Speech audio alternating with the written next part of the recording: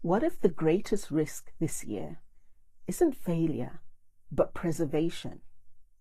What if the thing God will hold you accountable for isn't what you lost, but what you never used? Jesus tells a story in Matthew 25 that we might misunderstand. It's called the parable of the talents. Now, a talent was a large sum of money worth about 20 years of labor. But this parable isn't really about money. It's about mindset, how you think, your perception, how you see God, how you see yourself, and how all of that shapes what you do with what God has given you, or whether you even recognize what God has given you. Let's summarize the story. The master in the story entrusts resources to 3 servants. To one servant, he gives 5 talents. To another, he gives 2. And to the third, he gives 1. The distribution isn't equal. It's intentional. Scripture tells us the reason. He gives to each according to his ability. And that line tells us everything. God isn't random. God isn't unfair. God doesn't assign responsibility blindly. He gives according to capacity. And there's something else worth noticing. After the master distributes the resources, he leaves. He gives no detailed instructions. He doesn't micromanage. He simply entrusts them and steps away. Specific gifts, specific responsibility. There are 3 core distinctions we need to make. To understand this parable, we need to distinguish 3 words we might confuse: ability, capacity, and potential. So ability is what you can do right now. Capacity is how much you can sustain without breaking. And potential is what you could become with time, with growth, with development. Think of it like water. Potential is the underground aquifer. Capacity is the dam, the reservoir, the pipes. And ability is the water flowing from the tap today. Improving the tap doesn't expand the aquifer, and ignoring capacity drains the system.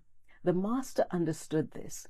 That's why the distribution was unequal but just, to each according to his ability. And here's the crux of the story. The first servant doubles 5 talents. The second servant doubles 2. Both hear the same words: "Well done, good and faithful servant." Notice what's missing though. There's no comparison, no ranking, no reward for higher output. Faithfulness is measured relative to capacity, not relative to others. The master doesn't compare the servants. He evaluates each one according to what they were entrusted with. Then we come to the third servant. He doesn't lose the talent. He doesn't squander it. He doesn't make a poor investment. He preserves it. The talent remains intact, untouched, buried. And he's condemned. Why? The real problem was fear. The servant tells us himself. He says, "I was afraid." Fear didn't come from lack of intelligence. It didn't come from lack of opportunity. It came from how he perceived the master. He saw the master as harsh, unfair, reaping where he didn't sow. And that perception shaped his decisions. Here's the key insight. Fear doesn't remove ability. Fear suppresses the expression of ability. Unused ability becomes indistinguishable from no ability at all.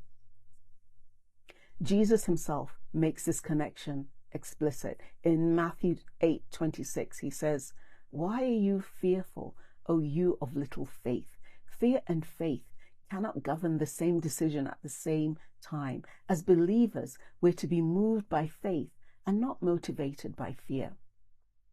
Romans 14:23 says, "Whatever is not from faith is sin." And 2 Timothy 1:7 tells us, "For God has not given us a spirit of fear, but of power and of love and of a sound mind."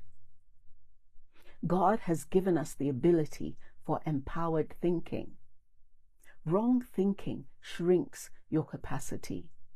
Fear-based thinking does something dangerous. It narrows focus. It increases risk aversion. It prioritizes preservation over fruitfulness. And over time, this shrinks your functional capacity. Not because God gave less, but because the steward chose not to engage. And this creates a feedback loop. Limited responsibility leads to comparison. Comparison feeds fear. Fear leads to passivity, and passivity prevents growth. Lack of growth confirms fear. This isn't a talent problem. This is an identity and thinking problem. Why was the judgment so severe?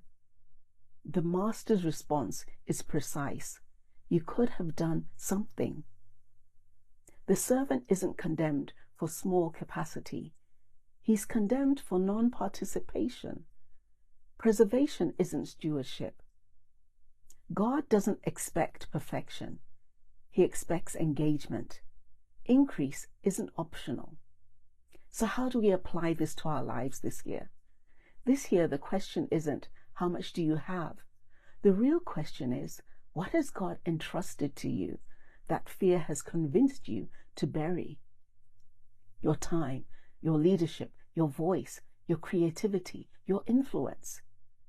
You don't determine the gifts you're given. You're not responsible for that.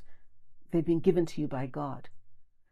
God gives you specific gifts to accomplish the purpose He placed you on earth to fulfill. And you are fully responsible for what you do with them. Here's what we need to remember. Faithfulness isn't playing it safe. Faithfulness is the disciplined conversion of potential into ability within the limits of our capacity. So here's the real question. Are you being faithful to your capacity or hiding from your potential? Because buried potential isn't neutral. It decays. And the tragedy of this parable isn't in the small assignment. It's in unused trust, the failure to act on the gifts, the talents, and resources God has entrusted to us.